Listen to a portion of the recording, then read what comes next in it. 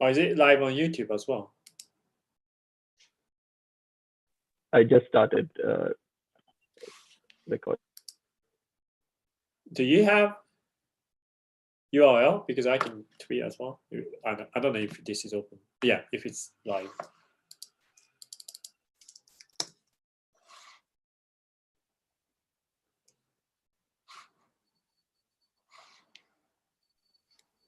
Yeah, I have the URL, but then it's more like it's a unlisted video that we'll be using for then never mind. Yeah. Okay. I can send it over to you later. Yeah. Yeah. Yeah. So glad to have you over, Makoto. And so like I said, we were doing these sort of sessions with the fellows. We invited people over from different parts of the ecosystem. Over the past few weeks, we have had people from Oracle companies, Oracle's wallets, meta transactions, like then decentralized storage, and NFTs. We have pretty much covered everything under the sun, and just wanted to kind of get them, let them know about more things that are out there and just have a discussion about them. And maybe you could start off with telling us about ENS and kind of high level overview about how it works maybe. And if the fellows want to go into any depth, they can ask questions maybe, and then we could. Yeah. Okay. Yeah. So let me start. Do I screen share? Yeah, you can screen share. Yeah. I also saw, maybe I should share a quick story of how I got into Ethereum. Sure. Because I just found, well, this is the kind of Medium post I've ever posted on Medium, and it's like 2016 March, so like it's almost 5 years. And this is the time like I wrote, like, this is the first time I actually got into Ethereum. Like I've had a lot, like that was a time there was a, just before the hype, I think 2017 was the initial hype, and then just before that, like I was working in an insurance company, and our CEO says, like, at that time, I think people tend to call distributed ledger to sound more legitimate than just going Bitcoin or cryptocurrency. Yeah. And our CEO said, like, yeah, apparently this is the future, but I have no idea. And he literally emailed to all employees. So I thought, like, I'll take a look. And then I got into rabbit hole. And but like, by reading doesn't really make sense. It's like kind of teenage sex. Like, people talk about it, but people have no clue what it's doing. So I thought I'm going to give it a try. So that's the first. Then I just realized that it was so early. That was a time when they just did a homestead hard fork, and everything is so broken documentation. So this was kind of frustration of, like, how I even get started. And this was a Ethereum website at that time, and it shows basically 101 was how to make your own token. I don't know if it had ERC20 standard at that time. I'm not quite sure. And yeah, so this was kind of Solidity core back in 2016.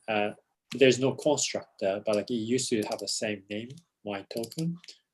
And there's a couple bugs because they had a typo in the constructor that my token is not capitalized or something like that.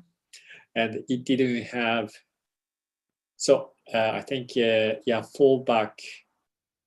I think now, like, there's a keyword like payable, where you can specify which one you can actually send the money to, but that kind of stuff didn't exist at all.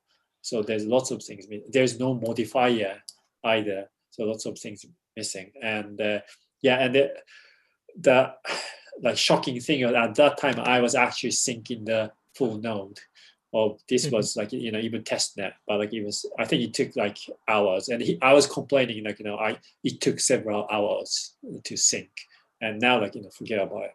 Yeah. Interesting thing is, there's one guy commented that like, hey, I just started, and this guy is actually Jeffrey's another co-founder of my another startup called Kickback / my colleague at ENS. So like, it's kind of interesting like how my first ever kind of contribution to Ethereum led to all this journey of doing this for almost 5 years, and there's always something exciting. Let me just close notification.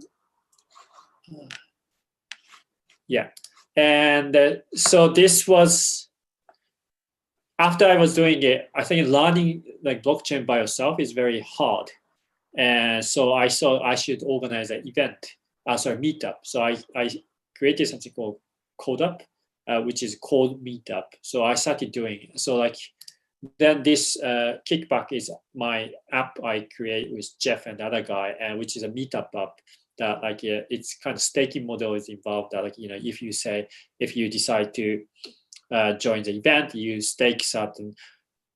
I used to stake 1 ETH back in 2016, and if you don't come, you lose, and we split. So like I had a time like I think that was 2017, just before the bull market. We had the events in Paris.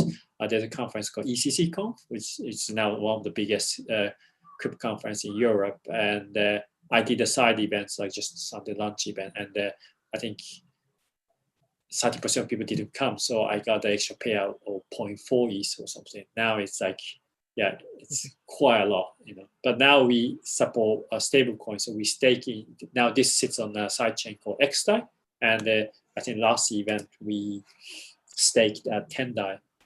So now I get, if you come, you get extra 1 DAI and that kind of stuff. And so while I'm doing this, the lead developer of ENS, I'll explain ENS what that is, but it's called Nick Johnson. And at that time, he used to be in London. And when I think great thing about Meetup is like,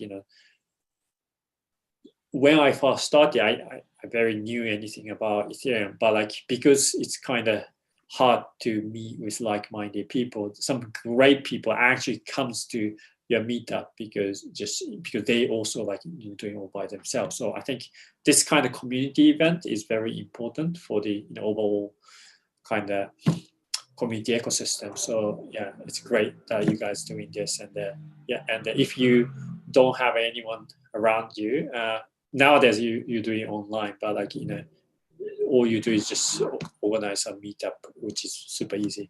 And so now I'll explain what the ENS is. For some reason I can't really. Oh yeah, I was debugging. Jeff had actually come down for ETH India 2019.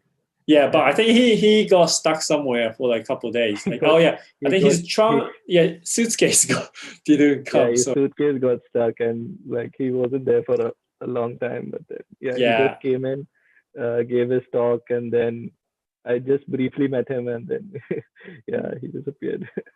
Yeah, I think he was a bit traumatized because like he had lots of trouble. But that's also the excitement, traveling around the world. Yeah, so this is a website of ENS, and can we actually do voting over how many people actually have ENS? Does anyone have ENS? I can't see the voting button, but like, do you guys have any voting? Yeah, I can add code maybe, but you can just ask in the chat.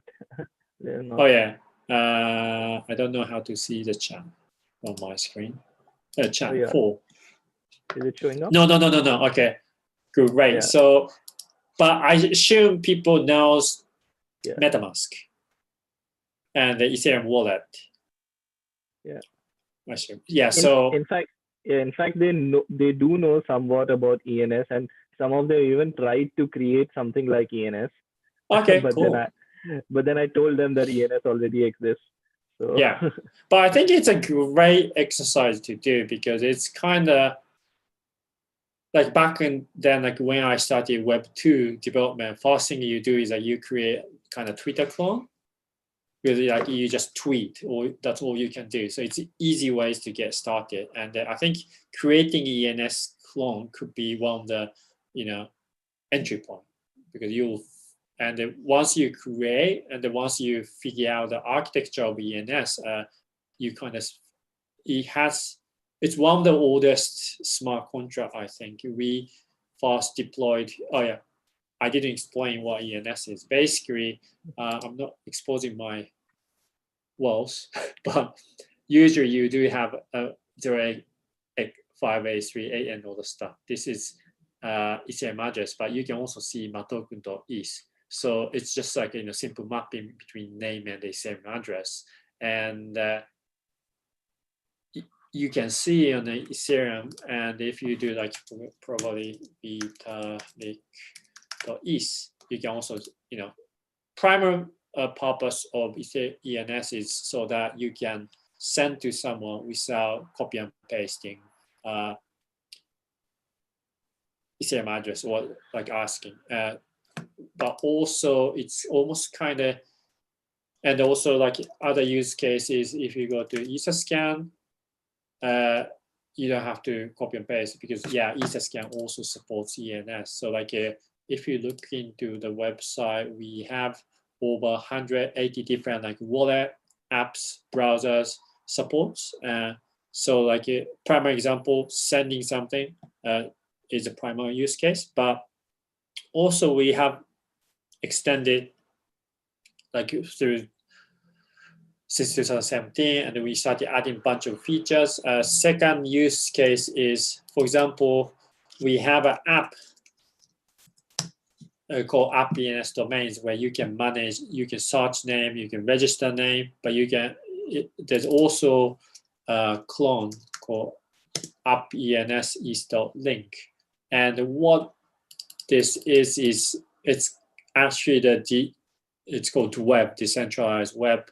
What's the difference is that it's actually stored in IPFS, interplanetary file system, where like many, I think nodes has the same copy of content. So like, and it has an identifier.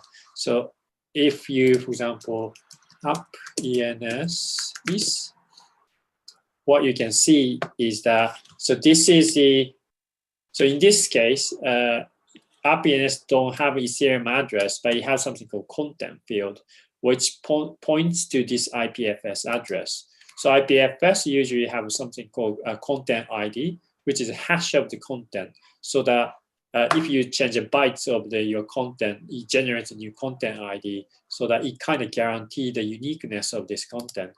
And by default, sorry, for some reason it's taking a long time, but by default, it looks like this. So it's not human readable. So by associating IPFS into a content hash, you can actually, use it to solve, tie in content ID to human readable name.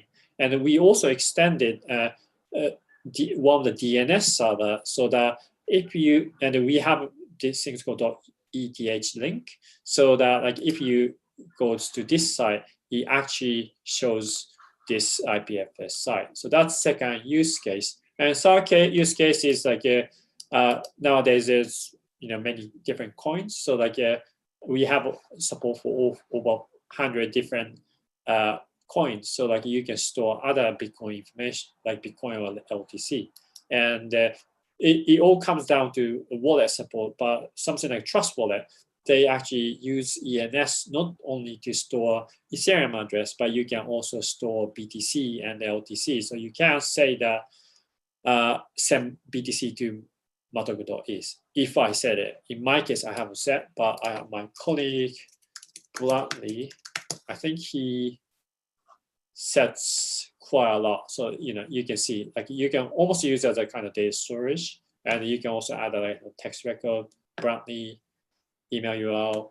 It's quite expensive to put all these data nowadays, but yeah, it is possible. And like it's kind of dictionary key value store, and problem is like back when we started, probably it cost like a few dollars to register name or update record. Now it's getting, for example, if you try to buy,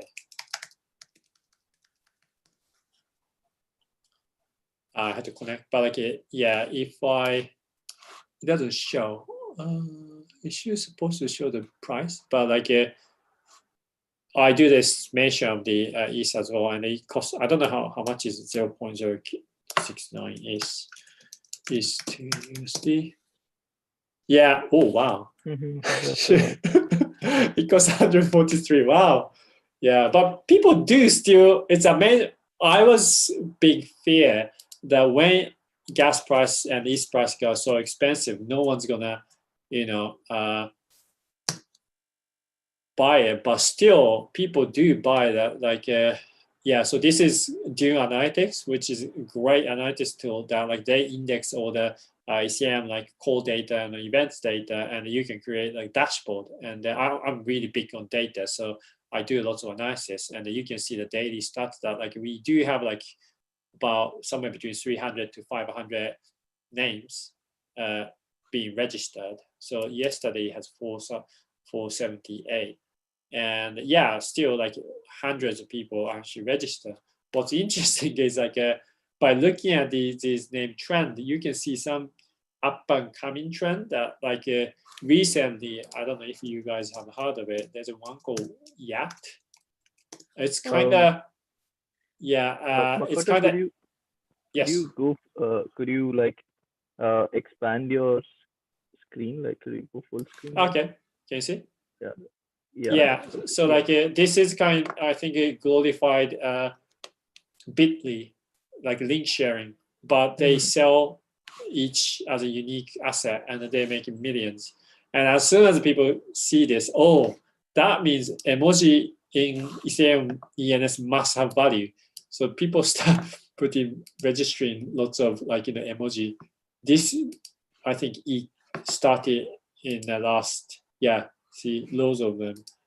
I don't recommend you to speculate on squatting on these, because we see that like ENS will be only useful if many people use. So this is main use case of ENS. And another thing we try to promote is like ENS is actually NFT itself. So if you go to OpenSea and if you go to domain names, you can see, so these are our competitor, .crypto, Unstoppable, but these stuff are ENS names. And you can kind of trade and the stuff. This one also added later on. And one thing I wanted to say is many people, NFTs now like on fire, and many, like I was in a kind of clubhouse just before this, and there's like 3-4 different channel people talking about NFT, and people often say, "What's the value of the blockchain?" Because people the person just ask is like, "Hey, so blockchain does guarantee my copyrights of the art?" And I just said, "No, blockchain doesn't do anything. Only thing kind of blockchain gives is the kind of power of self-signing certificate that your wallet has an ability of like private key, public key, so you can sign signature. Then so the acts of minting NFT is you are just self-certifying that I said I kind of have this art and I'm kind of publishing this art. That's all it says. But what publishing means is all up to them. And I also tend to tell people who's very new to NFT that like your wallet is basically your identity. So if you keep changing by looking at people's Ethereum address, then people see if you are issuing this art, then like you can only associate through the Ethereum address you used. But Ethereum address is very hard to kind of identify. That's where ENS comes in. That, for example, I don't know if there's any artist, maybe accounts. Rack is a musician. Does he have anything? Yeah, this one basically shows what everybody owns, and then what's the other stuff? Yeah, well, so by showing ENS, I said primary usage is like you can tie in address to the name, but this one, this address knows that Matokun S represented this. It's called reverse record. So if you go to, let me make it bigger. If I go to Matokun is, why it's not easy? Maybe not good one. Makoto.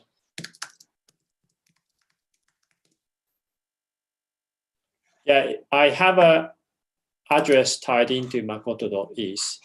And if you look into this, you can also say, you can associate the name to this address.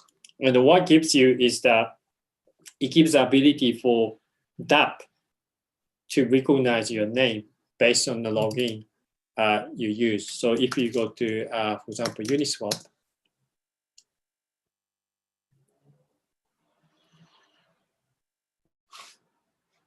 yeah, Uniswap knows that, hey, I got some uni, yay. Yeah, my token is, I logged in as my token is. So almost like a decentralized identity. And I think this will be especially useful for NFT world that people start advertising that this is my kind of identity for selling NFT, that kind of stuff.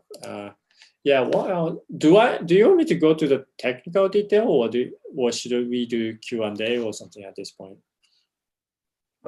Depends on what the fellows are interested in.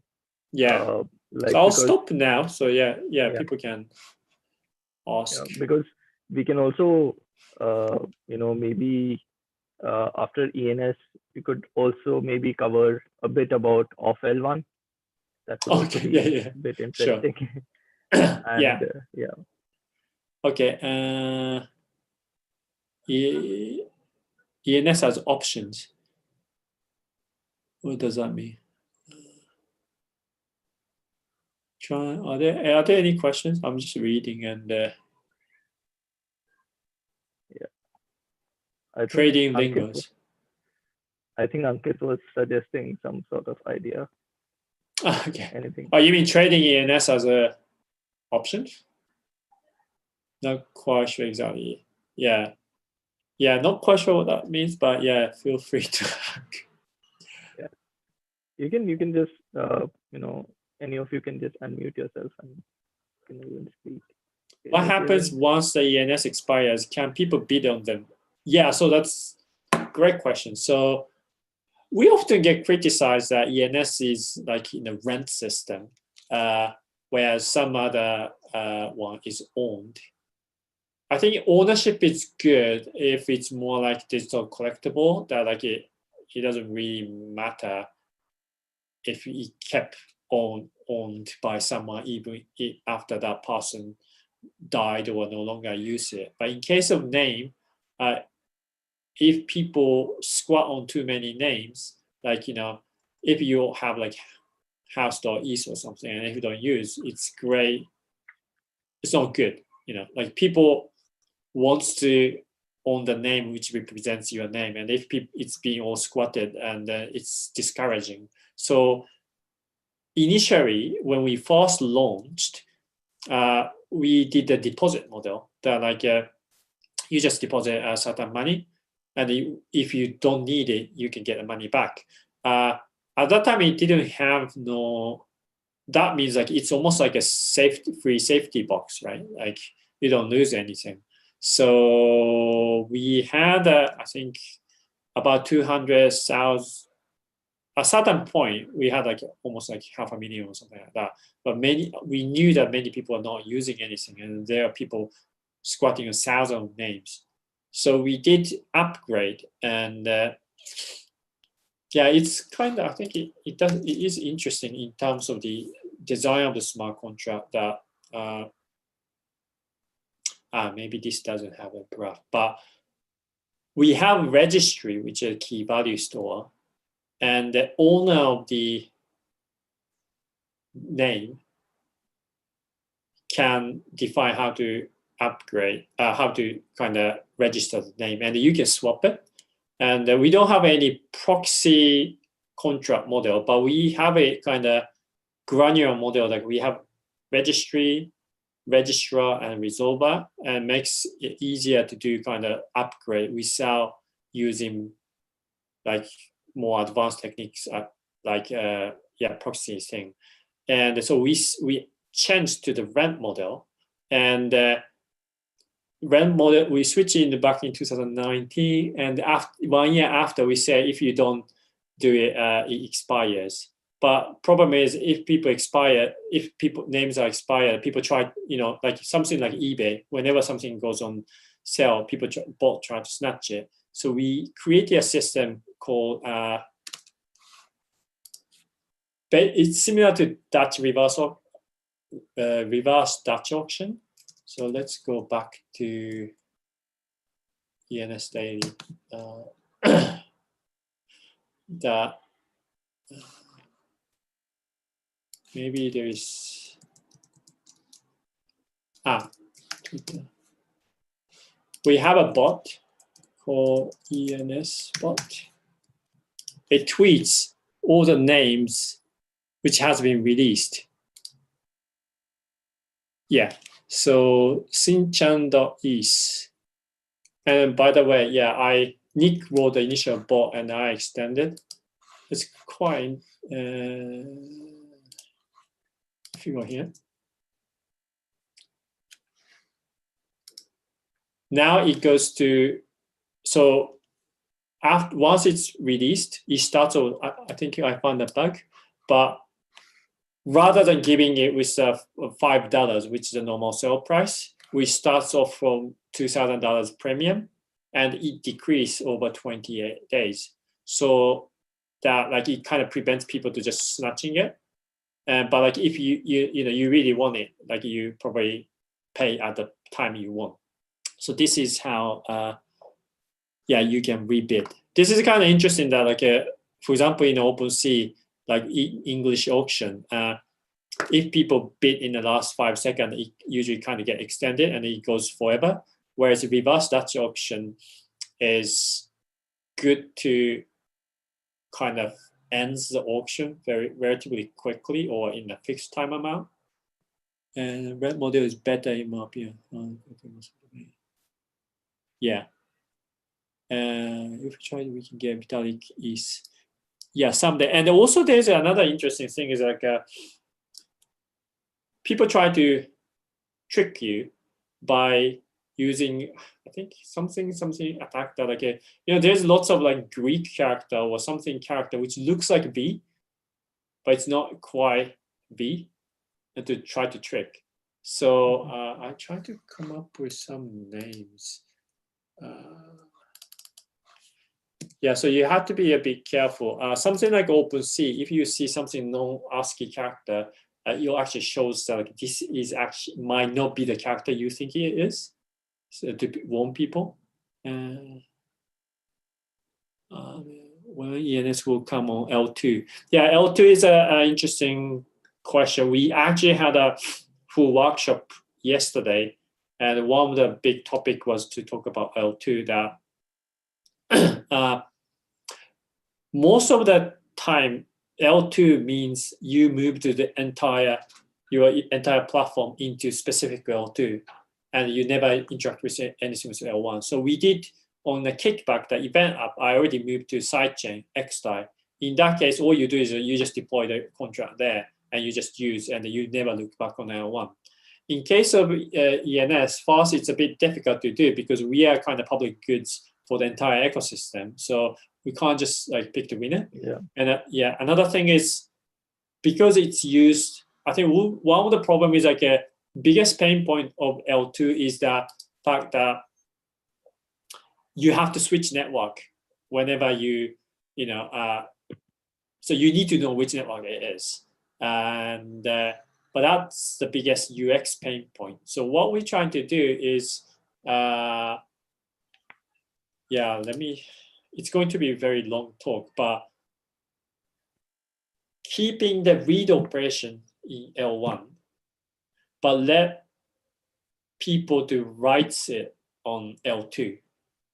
And that's potentially possible of some like roll-up, like there's a notion called ZK roll-up, optimistic roll-up. They are kind of so-called layer 2 technology. And it's basically lets you kind of batch transaction into L1. So what's unique is like they basically, in case of sidechain, you can't prove something happened in sidechain on Ethereum network. But in case of L2, there's a feature, I think it's called state proof or something, that like this transaction happened on L2 because they are kind of batching the operation. So by using that, we came up with a way that to upgrade resolver. So resolver, so there's a register. Let's just go back to this. I'm a bit all over the place, so I'm not quite sure if people still follow. But interesting thing is we have a registry which hold a key as node, like MetaMask.is. Instead of this registry holds value, it holds another smart contract called resolver. And the resolver is the one which has a logic to decide what value to decide. So you can actually write a key value store, resolver, which returns Ethereum address upside down, or whatever the name you request, it returns the same one. It's useless, but you can do that. And why we did that is like, again, it's for the upgradability. That, for example, we started off resolving Ethereum address, but we later decided to say we want people to resolve other coins like BTC.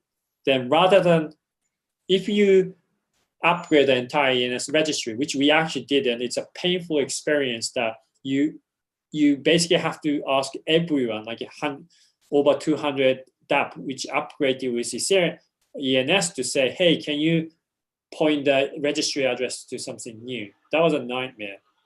So we made ENS registry as light as possible. Having said that, Samsung actually found a bug on the original registry. So that's why we actually had to do full migration. And I think if we do the migration again, it's going to cost like $1 million on gas. But most of the time, what we do is that we upgrade the resolver, and we ask people to change resolver manually. So if people want to stay in the old resolver, they don't do anything. And by using this architecture, we say, resolver, what's this MetaMask.Ethereum address? Instead of returning Ethereum, the actual address, now we are coming up with a new thing called gateway, which is a URL. And we ask gateway to return some data, which you can use to be able to prove on the L1. And then you use, I don't know if that makes sense. And then I'll probably post, I'm going to publish the blog post probably either today or tomorrow. And there's a video which Nick explained how it works. But but there's a way to integrate basically. We kind of made Nick actually made a fast demo integration of doing the L2 integration on the Optimism. But idea is that we should be able to do that for other like Arbitrum or ZK Sync or other kind of flavors, but we haven't started that yet. And how does ENS have a rent model and also work as an NFT? Can you explain a bit more about that? So it's not mutually exclusive. The fact that NFT only defines how you can transfer and how you say you are the owner, right? So only thing ENS added is that name can be expired. I think so. Like if I look into, I think I have to look into maybe is registrar. This is actually good. If you guys look into code, it might be interesting exercise. So if you look into the basic registry implementation, it has ERC721 or OpenZeppelin. So it's just like a normal ERC721. Once the name expires, you see those ownership. No, it doesn't, because I think owner of. Let me check the spec of ERC721. I think ERC721 have owner of. Yeah, it just returns the, like, to say whether you are the owner or not. It just should return the address or not, right? And we do have the same interface, but what it's doing is throw the error if it expired, which is a bit nightmare for. I don't know if it's nightmare or not, because this is not like standard of ER. So it's very unusual that a name can be expired. So I'm not quite sure if OpenSea can tell you whether a name has expired or not. But like once it's expired, people can buy it and the people can overwrite it. So once it's expired, at that point, then that's it, I think.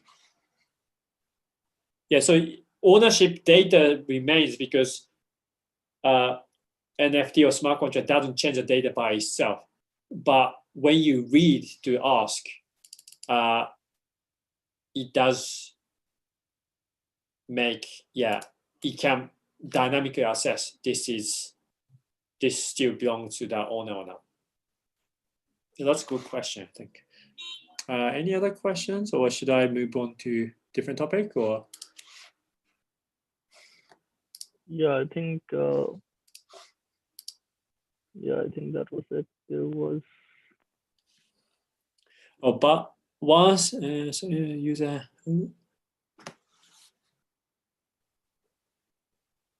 The third party override the ownership. Once the name expires and the new person gets it, and then they can override the ownership. Yes. Had the name that has expired until someone else buys. I think there's some function that, like, if you are not the owner, you can't do anything. Again, like, this require one line is the one which protect many things. I have to look into the contract actually, but for example, owner of.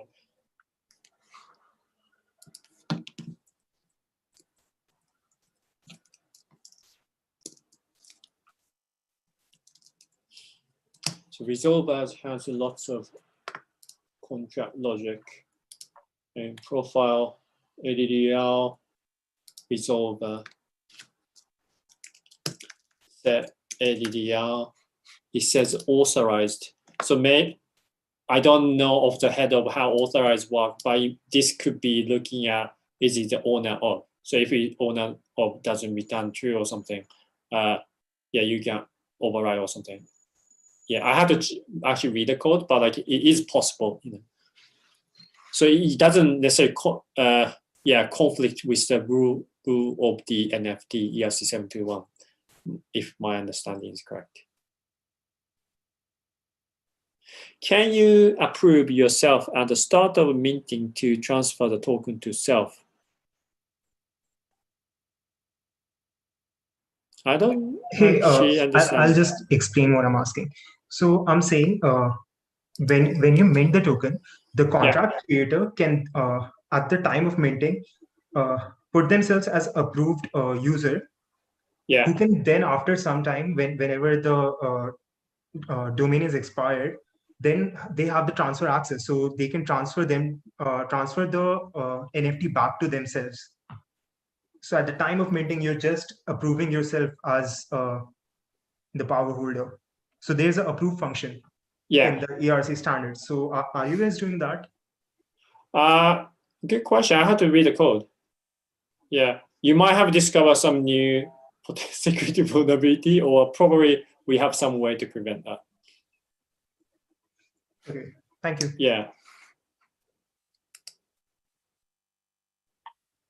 Okay, I guess. Okay, I see some music. Okay, so now let me quickly move to. I think we have like 10 minutes or something. So let me quickly go to the So the hackathon winning project called Off L1.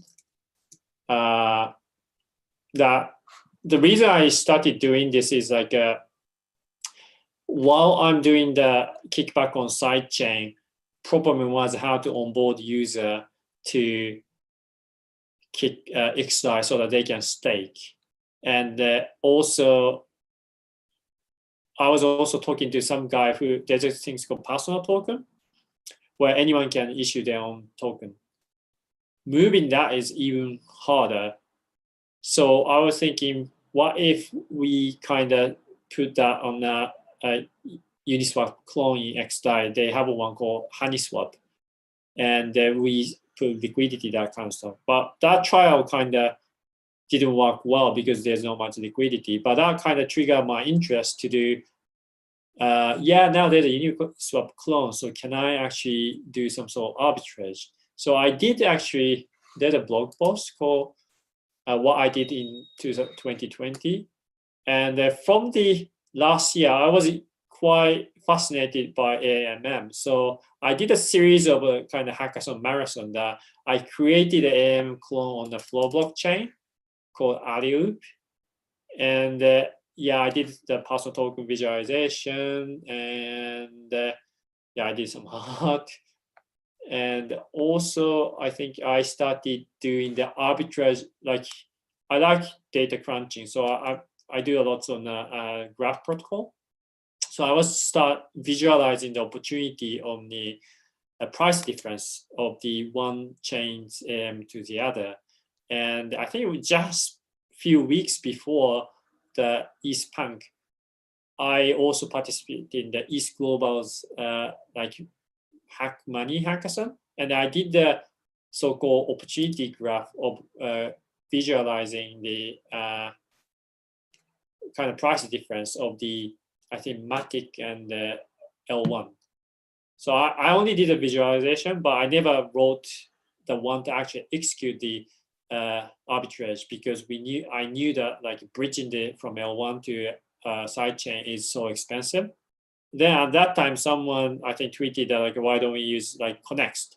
So Connext is a I don't know if you guys are aware, but there's something called a state channel, and that's kind of different scaling technology. But unlike, it's kind of market making that I don't know how people have tried to cross asset, for example, L1 to Matic, that like there's usually a bridge, and you usually kind of stake one and on L1. Lock your 10 1 ETH into the mainnet. Then during it's been locked, the Matic spawn the kind of equivalent amount of asset, but it's completely different one. So the bridge has kind of authority to mean something. But in case of Connext, anyone can become so-called router, and they almost become the AMM itself. But there's no like instead of holding like a DAI and ETH or DAI, ETH and Matic, you just hold a token. So in case, so you could hold like a USDT on equivalent amount of USDT on like a XDAI and Matic. And if someone says, hey, I want to transfer money from XDAI to Matic, you just take the money USDT from XDAI and you release the equivalent amount in the Matic. And the state channel allows you to do this in kind of like trustless way. And they just created I think they only released on the mainnet like probably a few week before the hackathon Etherpunk started. Then like I think one of the stuff it's great to do the cutting edge technology is that even though there's no documentation, their developer is very eager to help. And one of the stuff is, quite often like documentation is lacking. But if they are eager to help, then you can do, like, you can get great help. So during the hackathon, I think the CTO of Connects almost worked as my teammate, and they're helping me all the time. And what's interesting, again, I did the code up. So like if you go to, I think it's like, again, I use the code up as a kind of ways to host events, to ask guy from Connects to do the talk. So I think I put the entire video walkthrough somewhere on the YouTube, which I can share later. But yeah, what I did is like you did a visualizer to say USDT, USDC, and if you do 0.1 amount or something, and it shows you how much you're going to gain, swap limit. So in this case, you don't earn anything, but if you switch direction, and if you do put 0.2, yeah, you basically very small amount, and you do visualize. And in this case, disconnected, I think I had to connect it to BSC chain. This is a nightmare, isn't it? Like you have to find out which one.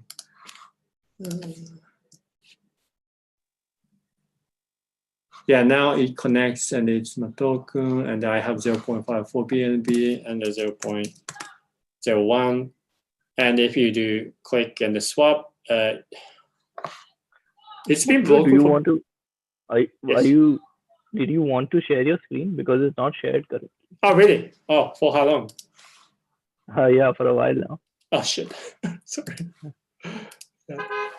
Can you see? Yeah. Yeah. So this is a demo, quick demo that like I'll just start from top that. Yeah. So it has a USDT.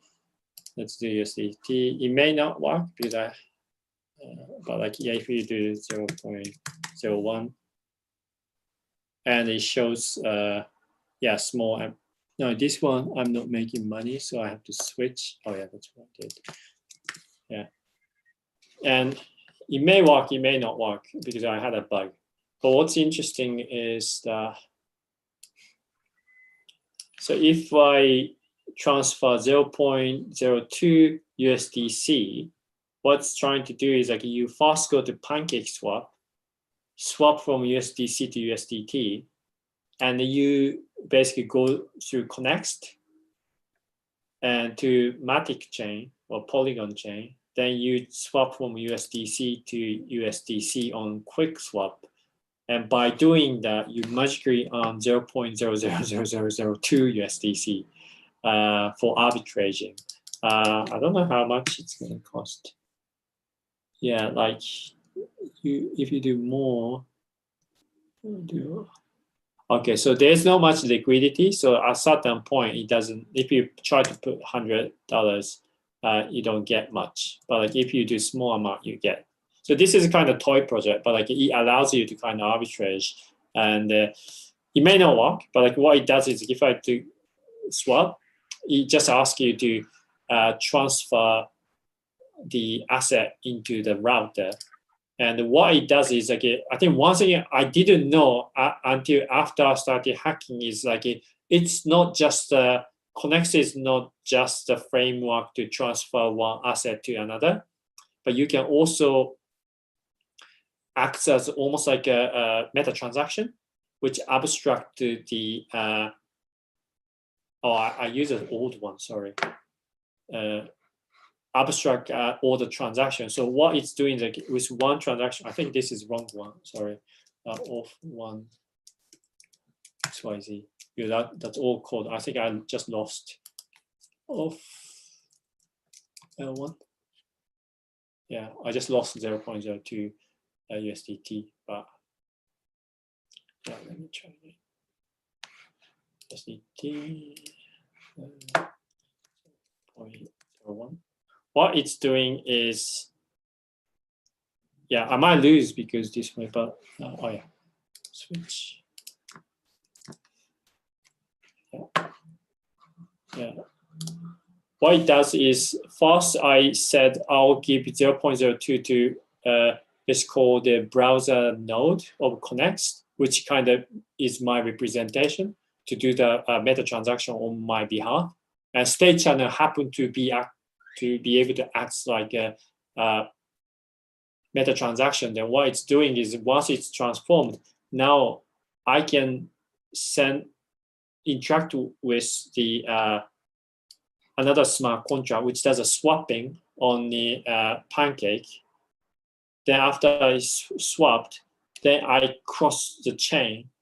Then it might hang at this point. I think I still have a few bugs, but like if it works correctly, then it also calls helper smart contract, which does a transfer. So great thing is like it's not just like L2 to L2 transaction, but you also do like all like 5, 6, 7 steps in one transaction, which is a great improvement on the UX. So yeah, that's kind of demo. Yeah, here you go. Yay. So I did in total, I think I lost or how much I won. So I think I won. I got 0.97 now. Now BSC is 0.02. It should show how much I earned. Profit estimate is I think I lost a bit. Yes, I lost a bit money because I knew that, but like if estimate said I lost money. But idea is like you could once you could identify the opportunities, you could do bits of swap, and also it costs little to no money. So the idea is like a problem. I think L2. It's great that there's lots of L2 coming, but lots of L2 means lots more fragmentation. But by extending this, I could potentially create something like a real aggregator's aggregator, that like something like a 1inch or matcha. They just shows which path is best. You could actually potentially say if you want to exchange $100, there might not be liquidity enough to gain profit for 400 in one market, but you could split like 100 into like 5 or 6 of them, and you only do small amount in this chain, you do small amount in like Avalanche, you do small amount in like a other chain, and so that you can aggregate. So that's kind of potential you could do. But so for now, like I just did a quick hack. So that's it. Does that make sense? Let me just stop sharing. Yeah, this was quite exciting actually. So I'm hoping to continue building. There's actually if anyone's interested, I do have a GitHub issue that I only did it between USD stablecoin to stablecoin because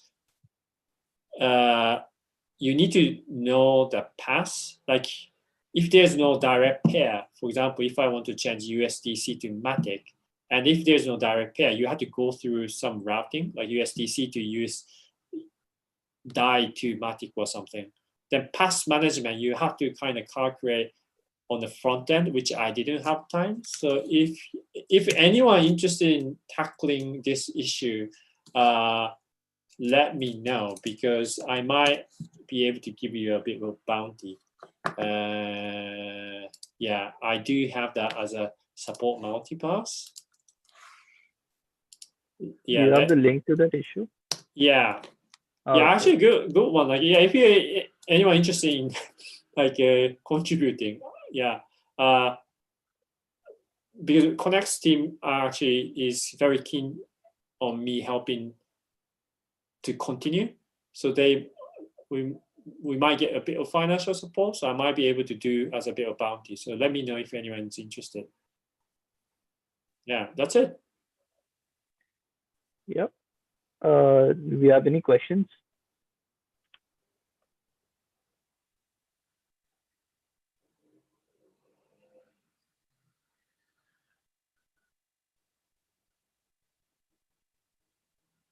Yeah. Yeah, I think a couple of you were interested in cross-chain stuff. I don't quite remember who it was.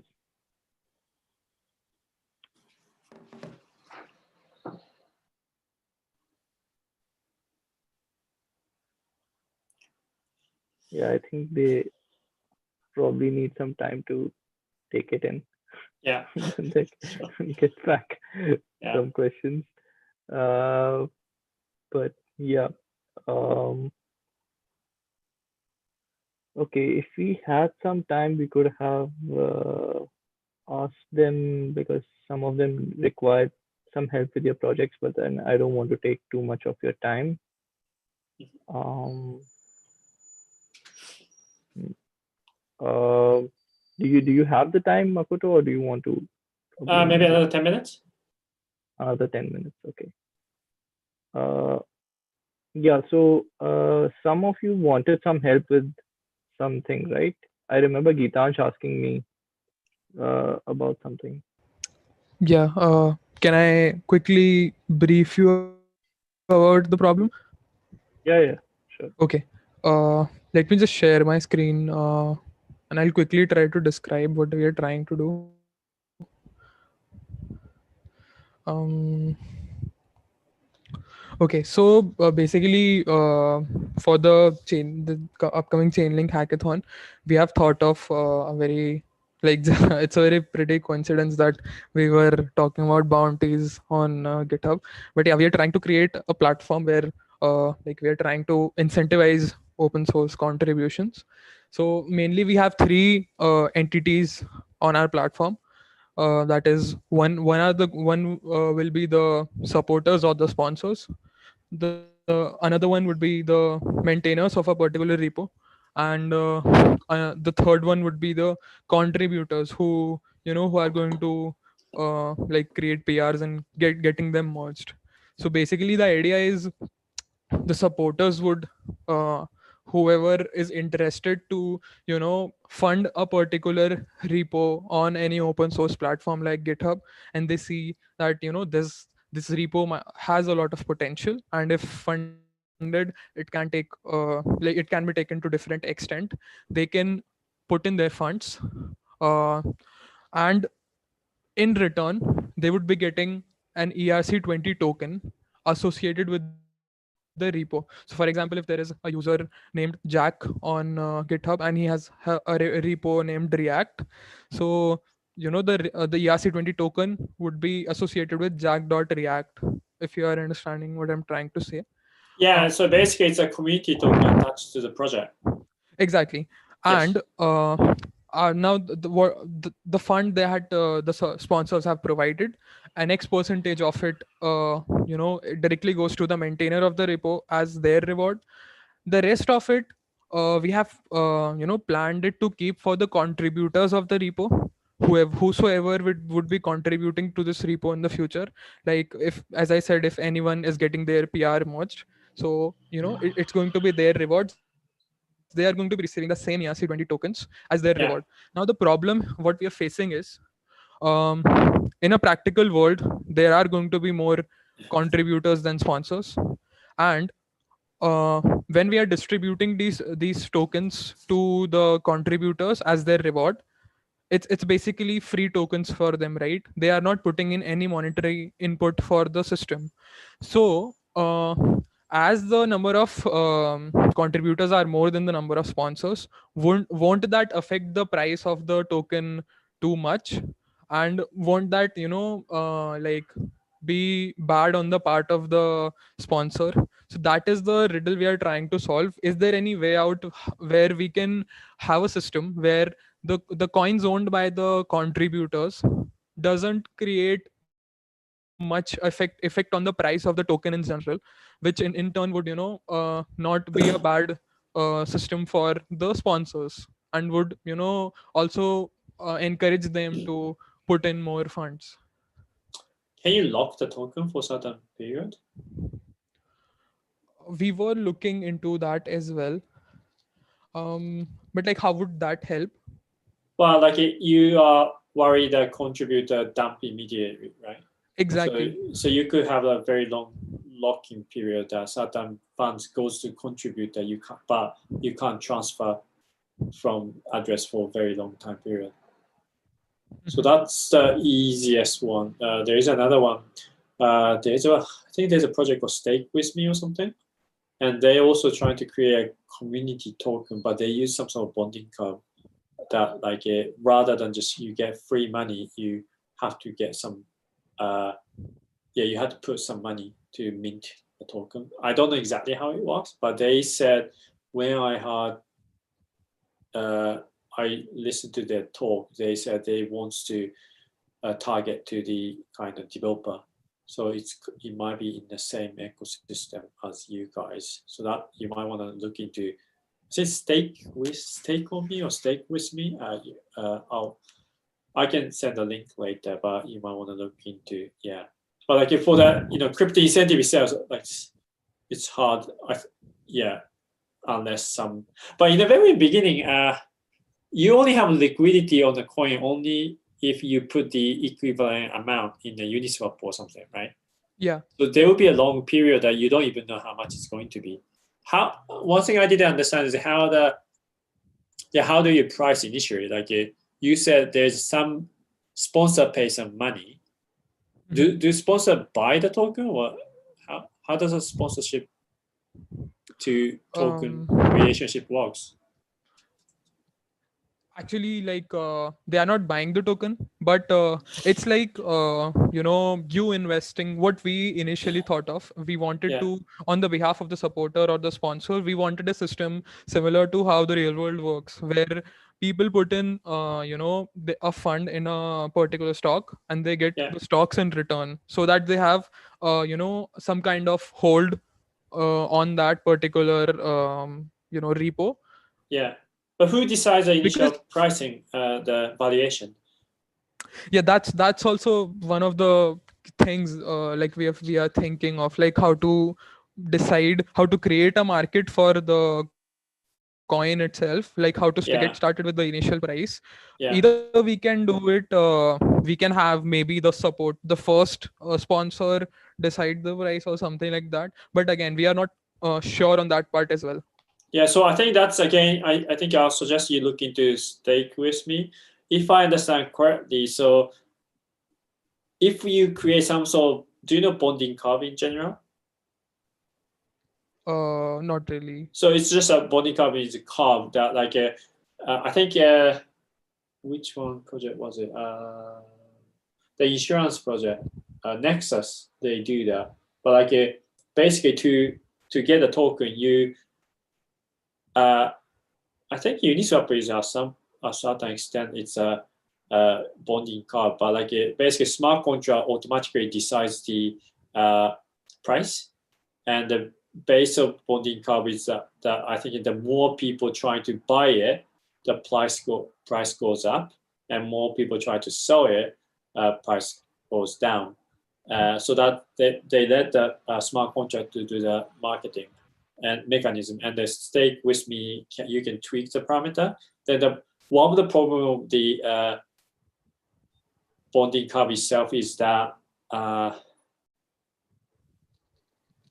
because you have to bond and you have to let people to sell as well as buy, you always have to have enough liquidity. So that even if someone said, hey, I'll buy you a token for $1 million, then you also have to cope with the situation that actually I don't need your shitcoin anymore, so I'll sell it. You have to have it. So I think there's some mechanism to decide you only stake, so you can't get everything. But if someone put 1 million, you can only withdraw 10% or something. So that it limits the amount you can withdraw based on that, according to that amount. So that's what I think Stake on Me or Stake With You does it. And also I think there's another project, I forgot the name, something bonding curve. There's a valuation bonding curve that I'll try to dig up the another link, but there is a way of using bonding curve, but they allow people to kind of withdraw fraction, not everything. So that's one way of people just create just basically rug pull. Yeah, Mhm. I'll dig up some of the link. That's actually interesting. We can definitely have a look on that. Sure. Okay, cool. Thanks. Yeah. Okay. Anything else? I think I'm cool. Cool. Any other quick questions before we let Makoto go?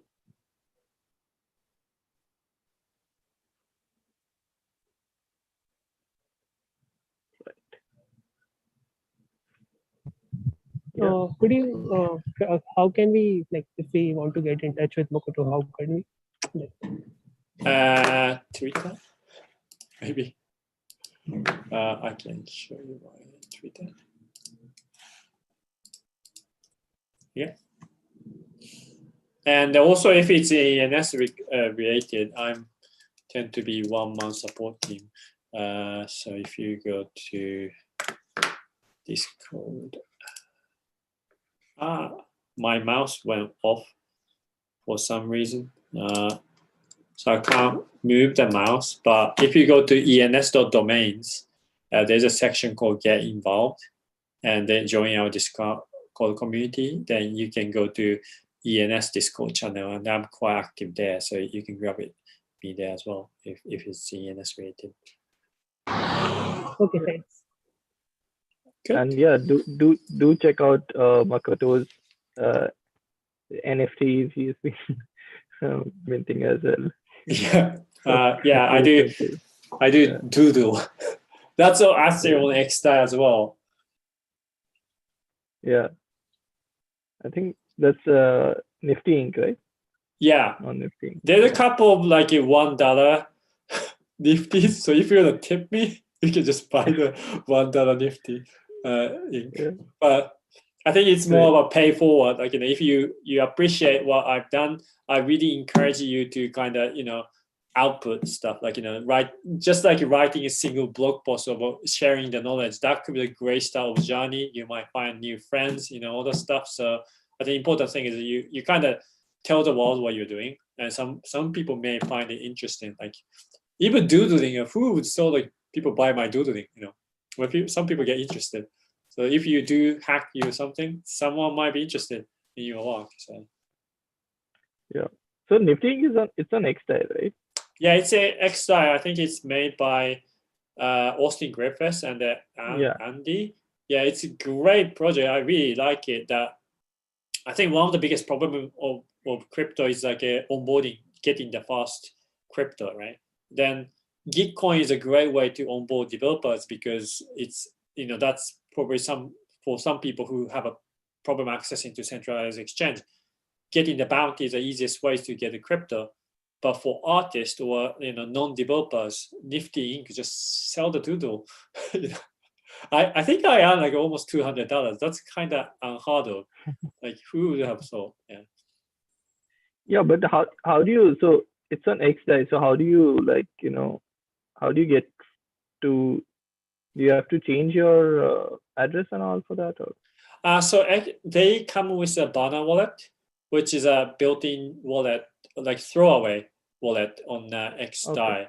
So I think even if you don't have MetaMask, you can mint stuff, like it automatically generate Ethereum address. And because gas is cheap, and they integrate with the MetaTransaction framework, so they mint the gas on your behalf. So you don't need any gas to mint token. You only need one if you basically want to cash out, or or you want to send, or if but like just for minting, it's free. Makes sense. And okay, and but if I want to buy, I'll have to. It'll cost me gas to first transfer to that, right? Yeah. So like most of the L2 sidechain have so-called bridges. So you have to basically pass out that money. I did a couple of times OTC trading that give me 30 DAI on L1, so I'll give you 30 X DAI on X DAI. And there's one user who wanted to buy one piece for $20, but because I gave like $40, so he bought me like a couple more. Yeah. And I think something like Connex, I think they now have a bridge. Some team made a bridge using Connex. They made a bridge, so if you have money in Matic or Polygon, you can actually cross some current tokens to XDAI, I think. Right. The challenge is, if you don't have anything on XDAI, and if you cross from Matic, you could transfer the token, but you can't transfer the XDAI, right? So you don't have a gas to pay. But this is, I think, one of the stuff I was thinking about offer one is that I could actually, when people cross the chain, I could actually automatically convert some amount. Like 10% always gets minted with their native currency. So if you only have a BNB token, and if you want to start playing with Polygon, I could tweak my offer one to do like cross BNB to Polygon, then swap some amount. Oh, sorry, cross like USDC or something to the other chain, but also you get the other coin as well, something like that. There's potential is endless, I think. Yeah. Cool. Yeah, cool. Thanks a lot, Koto, for joining in, and it was really great to learn, everything about ENS and off L1, and it's overall, really great to have you. And we have high hopes for these folks, and yeah, hope to see cool stuff from them as well, and I think you'll get to see them around in the ecosystem somehow, some way in the future. Nice. Yeah, hope that too. Yeah. Thanks a lot, Makoto, again. Yeah. Thank you.